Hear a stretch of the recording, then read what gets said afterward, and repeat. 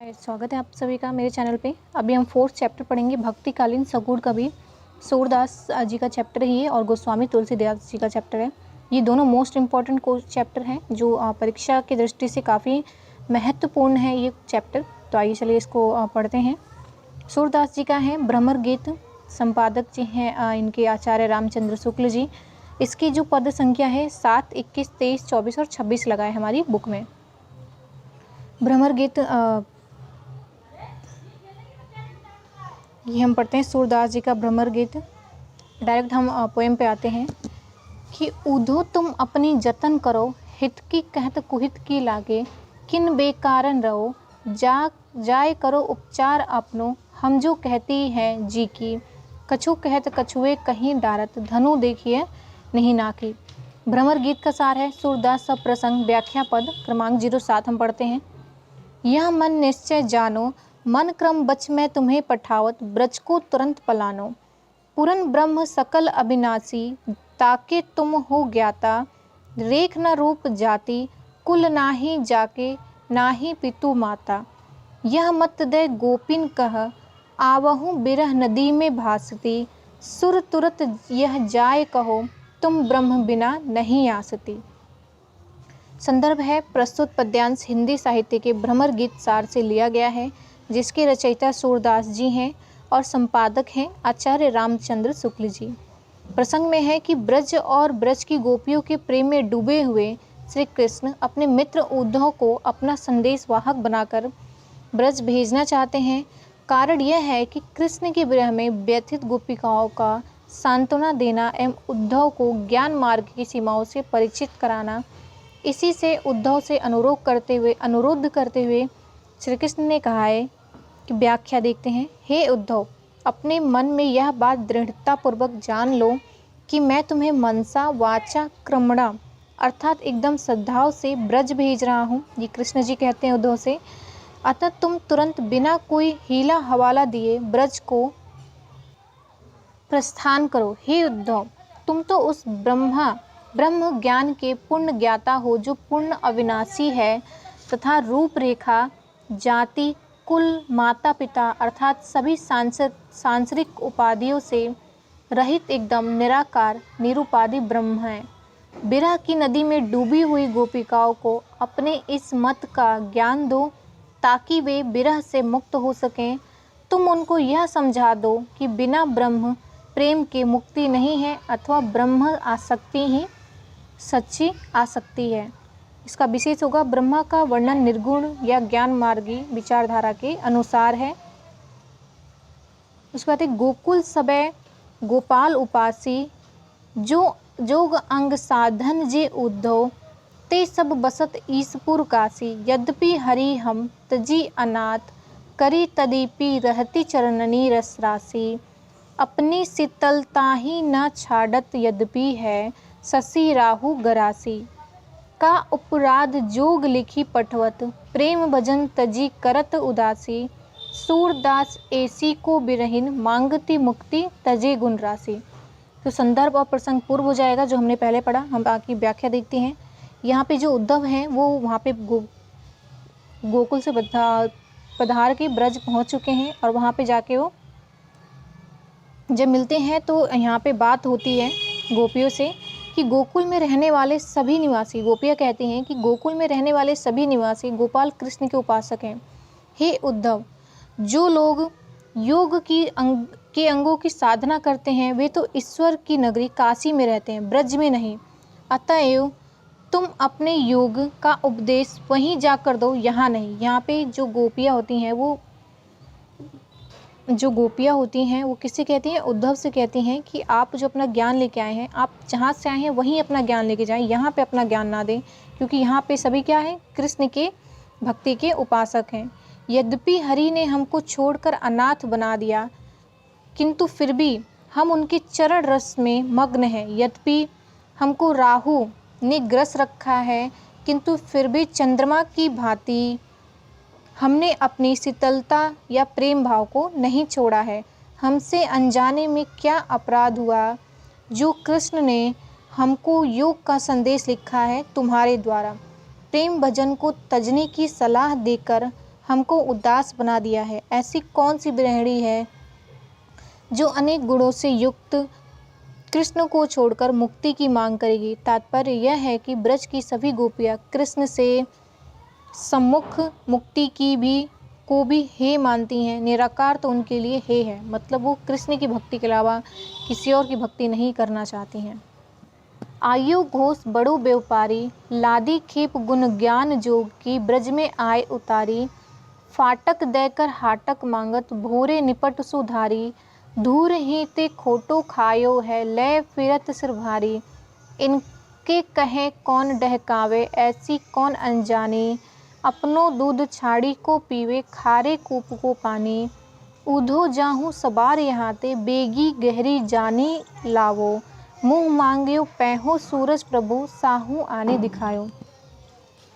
पूर्वत होगा संदर्भ पहले वाला। अब आइए हम प्रसंग पढ़ते हैं कि नारी, प्रेम और निराश नारी का एक स्वाभाविक सशस्त्र अथवा चारित्रिक विशेषता होती है कि व्यंग कसना। सुर की गोपियों को इस फन में एकदम माहिर है। सुर की जो गोपियां हैं वो क्या है, इसमें एकदम माहिर हैं व्यंग कसने में। ज्ञान मार्ग के उपदेशक उद्धव पर किए गए उनके विविध व्यंग यहाँ पर भी उद्धव को धोखेबाज व्यापारी मानते हुए गोपियाँ व्यंग करती हैं कि इसी का अंकन करते हुए कवि ने वर्णन किया है कि उद्धव को ब्रज में आया हुआ जानकर और उनकी ज्ञानोपासना के निष्फल उपदेश सुनकर गोपियाँ परस्पर कहती हैं कि ग्राम में एक बहुत बड़ा वास्तव में छोटा व्यापारी आया है। इसने ज्ञान योग की बड़ी भारी गठरी लादी हुई थी, जिसको इसने ब्रज में आकर और हमको ज्ञानोपदेश देकर मानो अपने सिर से उतार दिया है। अपनी ज्ञान शिक्षाओं की निसार फटकन देकर मूल्य स्वरूप यह बदले में हमसे हमारा स्वर्ण अथवा अन्न रूपी कृष्ण के प्रति प्रेम भाव मांगता है। यह तो हमको एकदम भोली और निपट अनाड़ी समझ बैठा है। संभवतः इसने प्रारंभ से ही बेईमानी का कमाया हुआ खोया खाया है, अथवा इसका माल पूर्णतः खोटा है, इसी से उसका कोई खरीदार नहीं मिलता है। प्रमाण बेचारा अपने अथवा खोटे माल की गठरी को सिर पर लादे हुए मारा मारा फिर रहा है। भला इसके कथनों को बहकाव में कौन आ सकता है? कोई नहीं, क्योंकि ऐसे निपट मूर्ख तो यहाँ कोई भी नहीं है जो कृष्ण प्रेम को छोड़कर इसका बताया हुआ ज्ञानोपदेश अंगीकार करे। ऐसी मूर्ख तो कोई भी स्त्री नहीं हो सकती जो अपने प्राप्त दूध को छोड़कर खारी कुएं का जल पिए। और भावे वेश में किंचित क्षोभ या क्रोध प्रकट करते हुए गोपी उद्धव को ही प्रत्यक्ष संबोधित करते हुए कहती हैं कि हे उद्धव, यहाँ से शीघ्र ही वापस चले जाओ, विलंब मत करो। अपना यह माल अपने साहूकार को दिखाओ जिसने यह माल देकर तुम्हें यहाँ भेजा है। और बोलती हैं कि यदि तुम साहूकार कृष्ण के दर्शन करा दो तो तभी तुम्हें मुँह मांगा मूल्य मिल सकता है। इसमें काकू व्यक्तित्व प्रथम पंक्ति है और अंतिम पंक्ति में गोपियों का अनन्य प्रेम भाव दिखाया गया है। जोग ठगौरी ब्रज न बिकहें, यह व्यापार तिहारो उधो। ऐसो ही फिरी जहें, जापे ले आए हो, मधुकर ताके उर न समय है।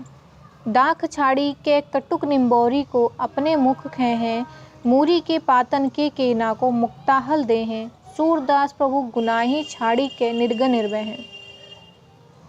व्याख्या डायरेक्ट दे रखा है, प्रसंग और संदर्भ पूर्ववत है। हे उद्धव, तुम्हारे योग ज्ञान वाला यह ठगी का माल ब्रज में नहीं बिक सकेगा।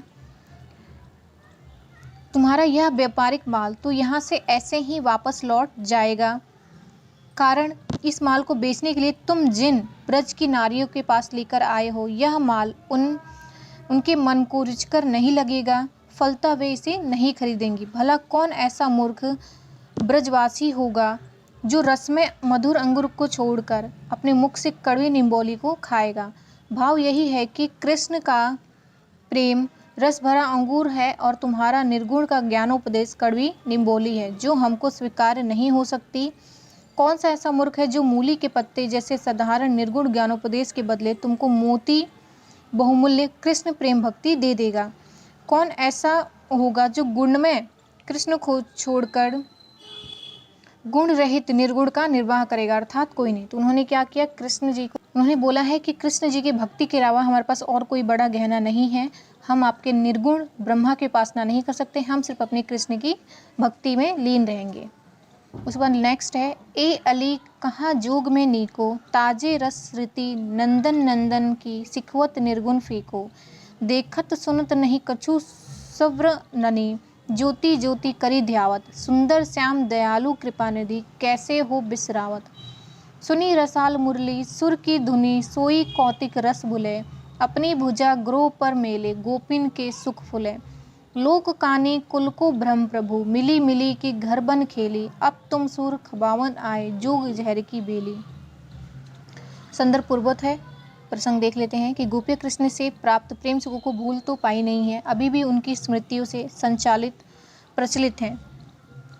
परिचलित हैं। इसी से वे न उद्धव के आगमन को अच्छा समझती हैं और न उनके उपदेश और प्रतिपादित योग ज्ञान को फलता। कोई गोपी उद्धव से कहती है, हे ब्रह्म रूपी उद्धव, तुम्हारे द्वारा प्रतिपादित किए गए योग में ऐसी क्या अच्छाई है जो तुम नंद के पुत्र कृष्ण की आनंद भरी प्रेम रीति को त्याग कर फीके प्रतीत होने वाले निर्गुण के विषय में हमें सिखा रहे हो। न तो तुम जैसे योग साधक भी न तो देखते हो न कानों से कुछ सुनते हो, बस ज्योति है कहकर ध्यान करते रहते हो, अर्थात एकदम मूड जैसे कार्य करते हो। तुम ही बताओ कि मैं सुंदर दयालु और कृपा कोश कृष्ण को किस प्रकार भुला दूं। कारण यह है कि मैं तो देखती भी हूँ, सुनती भी हूँ और प्रमाण भी है कि मैंने कृष्ण के रूप सौंदर्य और गुण सौंदर्य दोनों को ही देखा भोगा है। कृष्ण की मुरली की मधुर स्वर लहरी को सुनकर उसी रस में डूब कर तुम्हारे आश्चर्य भ्रमे ब्रह्मा को भुलाना ही सहज है। भाव यह भी हो सकता है कि तुम्हारा ब्रह्मा निर्गुण होने के कारण न तो सुंदर दयालु कृपालु और न मुरली की मधुर ध्वनि सुनाने वाला है, फिर भला उसके लिए हम प्रेम रस और साक्षात कृष्ण को क्यों बोलें तथा इस कौतिक मात्र ब्रह्मा को ध्यावें। कृष्ण तो प्रेमानंद में भरकर अपनी भुजाओं को हमारे गले में डालकर साक्षात आलिंगन करते थे और हम गोपियों के सुख से प्रसन्न होते थे। हम तो प्रभु कृष्ण के साथ मिलकर घर और वन दोनों ही स्थानों पर प्रेम की खेल खेल चुकी हैं और इसी तरह खेल कर समाज मर्यादा और परिवार आदि के भ्रम को समाप्त कर चुकी हैं। भाव यह है कि कृष्ण के साथ की गई प्रेम क्रियाओं में भरकर हमने न परिवार का भय किया न समाज का। अब तुम हमको योग रूपी विष बेल खिलाने आए हो। जब हमने घर समाज की ही नहीं मानी तो भला इस विष बेल जैसे योग को क्यों माने या अपनाएं। तो गोपियाँ जो होती हैं उद्धव को बोलती हैं कि तुम यहाँ से चले जाओ, हम तुम्हारी जो निर्गुण ब्रह्मा जी हैं उनकी बिल्कुल भी हम पूजा या उनका ध्यान नहीं कर सकते, क्योंकि हमारे लिए श्री कृष्ण ही सब कुछ है।